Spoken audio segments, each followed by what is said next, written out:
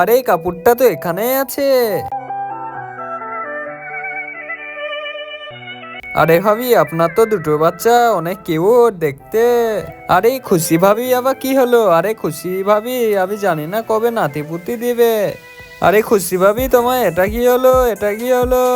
আরে এটা তো আপনার বউ মারা গেছে, কি হলো এবার? আরে ও তো আমাদেরকে বারবার জ্বালাচ্ছিল, ঠিকই হয়েছে। আলে গুডু, যা বলছি সব শুনতে পাচ্ছি আমি। আরে মনে হচ্ছে খুশি ভাবি আজও বেঁচে আছে। আরে সবাই তোমাকে অনেক ভালোবাসে, আমার জন্য কান্না করছে।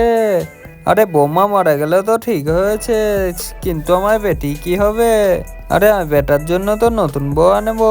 আরে ঠিকই বলেছো, এ ভাবিটা তো অনেক কাজ ছিল। এবার ভাইয়ের জন্য বলে আনলে কাজ করা বউ আনবে।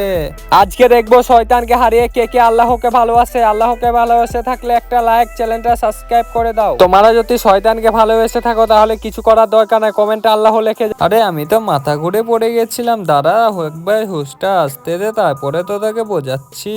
আরে ভাবি মানে তো বয়সে ছোট এটা। আরে তোমরা তো সবাই আমি মরে যাওয়ার পরে তোমরা তো বউ খুঁজতে লেগেছো।